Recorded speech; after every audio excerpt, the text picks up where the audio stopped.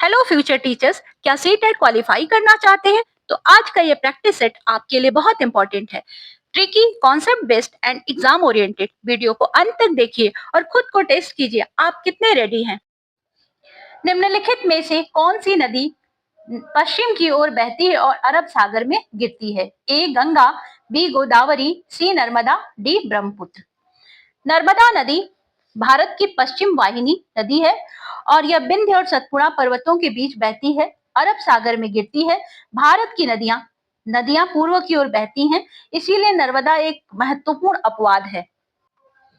निम्नलिखित में से किस मिट्टी को रेगूर मिट्टी भी कहा जाता है? ए लाल मिट्टी, बी काली मिट्टी, सी जलोढ़ मिट्टी, डी लेटेराइट मिट्टी।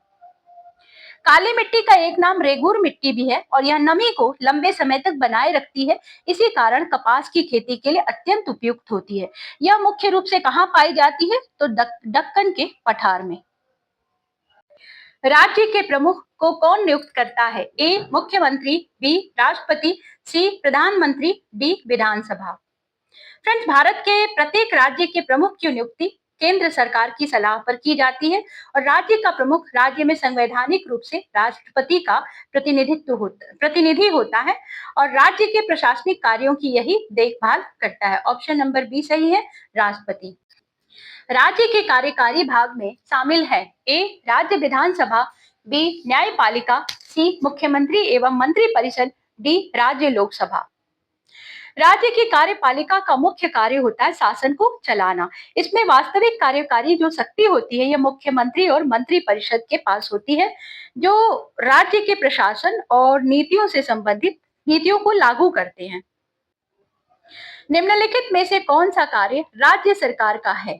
ए पाकिस्तान और बांग्लादेश के साथ अच्छे संबंध स्थापित करना, बी 500 के नोट का नया डिजाइन जारी करना, सी कृषि, स्वास्थ्य और कानून व्यवस्था का प्रबंधन करना, डी अंतरराष्ट्रीय व्यापार नीति बनाना। फ्रेंड्स, आप भी आंसर देते जाइएगा कमेंट बॉक्स में।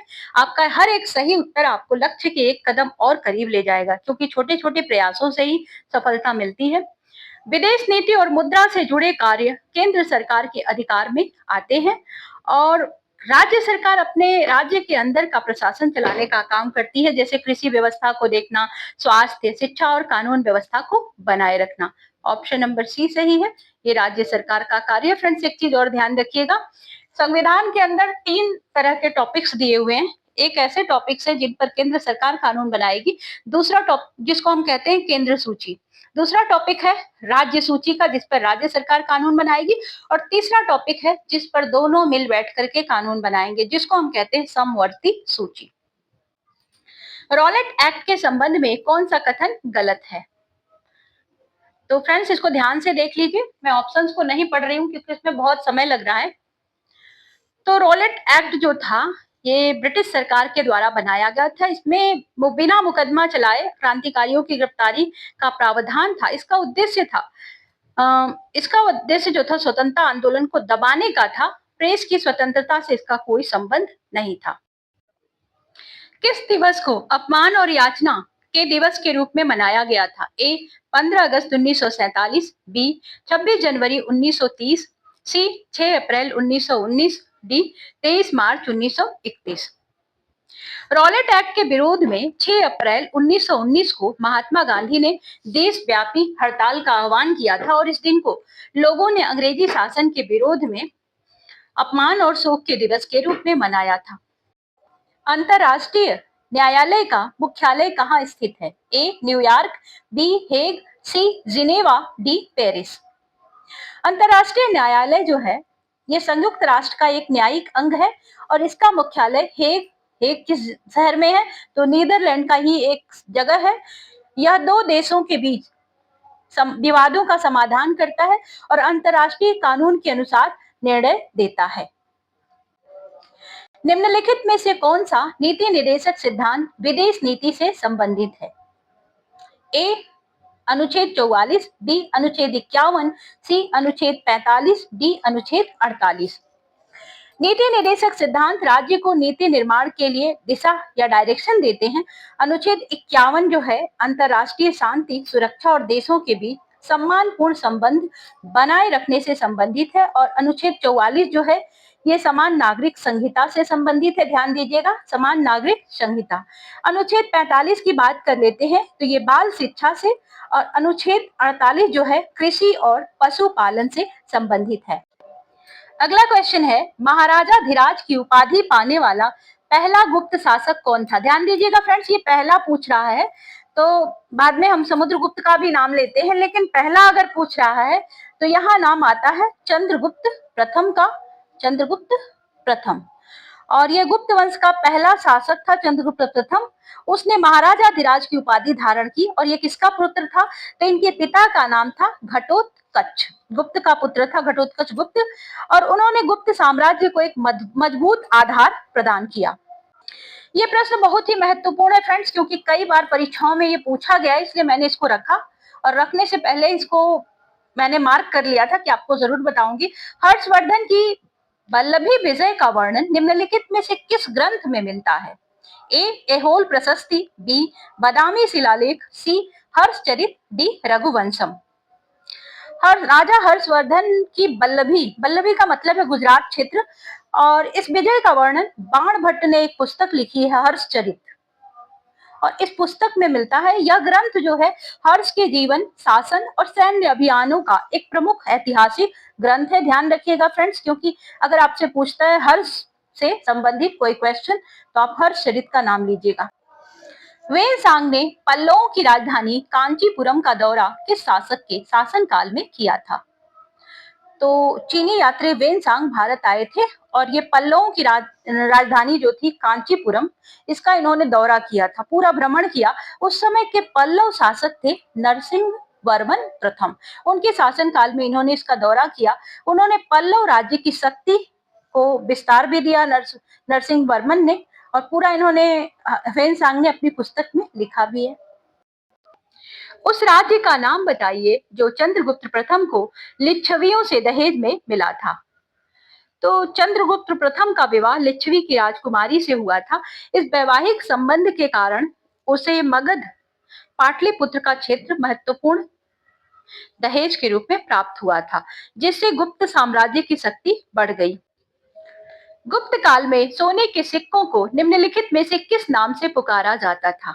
ए दीनार, बी निस्क, सी कारसा पण, और डी है पण।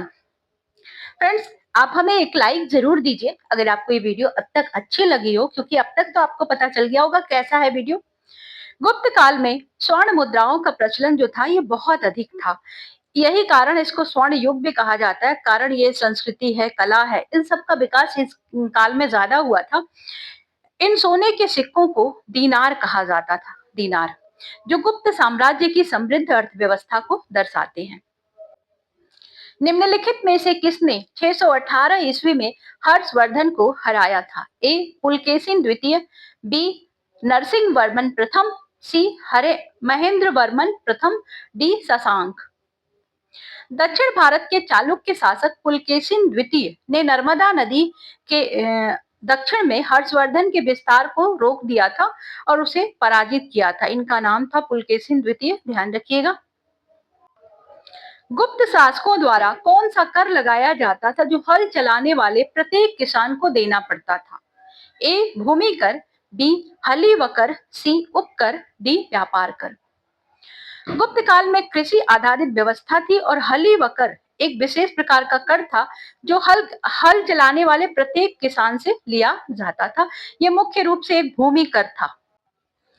किस उत्तम शिलालेख में समुद्रगुप्त की उपलब्धियों को दर्ज किया गया है जिससे उसे भारत का नेपोलियन कहा जाता है? ए एहोल प्रशस्ति, बी इलाहाबाद स्तंभ लेख, सी बादामी अभिलेख, और डी है नासिक अभिलेख। समुद्रगुप्त की विजय और उपलब्धियों का वर्णन इलाहाबाद स्तंभ लेख प्रयाग प्रशस्ति में मिलता है, जिसे उसके दरबारी कवि हरिसेन ने लिखा था। ऑप्शन नंबर बी सही है। उसकी व्यापक विजयों के कारण इसको भारत का नेपोलियन भी कहा जाता है। निम्नलिखित में से किसे दिल्ली के लाल किले के निर्माण का श्रेय दिया जाता है? ए अकबर, बी शाहजहां, सी औरंगजेब, डी हुमायूं। दिल्ली का प्रसिद्ध लाल किला मुगल सम्राट शाहजहां द्वारा 17वीं शताब्दी में बनाया गया था और यह मुगल वास्तुकला का एक उत्कृष्ट नमूना है। गुप्त वंश का वास्तविक संस्थापक किसे माना जाता है? समुद्रगुप्त, बी चंद्रगुप्त प्रथम, सी श्रीगुप्त, डी घटोत्कच। गुप्त वंश की जो नींव थी ये श्रीगुप्त ने रखी थी और इसीलिए इनको वास्तविक संस्थापक माना जाता है। उसके बाद घटोत्कच फिर चंद्रगुप्त प्रथम ने गुप्त साम्राज्य को विस्तार और शक्ति प्रदान की। ऑप्शन नंबर सी सही है। अगला प्रश्न अशोक के अभिलेख से संबंधित है। अशोक के अभिलेख मुख्य रूप से किस भाषा में लिखे गए थे? ए संस्कृत, बी पाली, सी प्राकृत, डी तमिल। सम्राट अशोक ने अधिकतर जो शिलालेख है वो प्राकृत भाषा में या ब्राह्मी लिपि में लिखे गए थे ताकि आम जनता उसे आसानी से समझ सके। भारत के सर्वप्रथम स्वर्ण सिक्के किस वंश ने जारी किए? भारत में सबसे पहले स्वर्ण सिक्के किस वंश ने जारी किए? मौर्य, शुंग, गुप्त, कुषाण। तो स्वर्ण सिक्कों का व्यापक प्रचलन गुप्त वंश के समय में हुआ और इन सिक्कों को उस समय दिनार कहा जाता था, ये हम पहले ही पढ़ चुके हैं। यह गुप्त साम्राज्य की समृद्धि का प्रतीक थे। ऑप्शन नंबर सी सही है। ये बहुत ही ट्रिकी क्वेश्चन है फ्रेंड्स, कई बार एग्जाम्स में ये भी पूछा गया है। नर्मदा नदी किन दो शासकों के बीच सीमा का कार्य करती थी? ए अशोक और बिंदुसार, बी हर्षवर्धन और पुलकेशिन द्वितीय, सी चंद्रगुप्त और समुद्रगुप्त, डी अकबर और शेरशाह। नर्मदा नदी को उत्तर भारत के शासक हर्षवर्धन और दक्षिण भारत के चालुक्य शासन पुलकेशिन द्वितीय के बीच सीमा माना जाता था। ऑप्शन नंबर बी सही है। फ्रेंड्स, इस तरह से हमारे 20 क्वेश्चन का प्रैक्टिस सेट कंप्लीट होता है। यदि आपको ये पसंद आया हो तो एक लाइक तो हमें जरूर दें और दूसरी बात, अगर आप इसी तरह के और भी प्रैक्टिस सेट को हल करना चाहते हैं तो हमारे चैनल को सब्सक्राइब कर लें। हम मिलेंगे आपसे अगले प्रैक्टिस सेट के साथ। तब तक के लिए goodbye. Thank you for watching.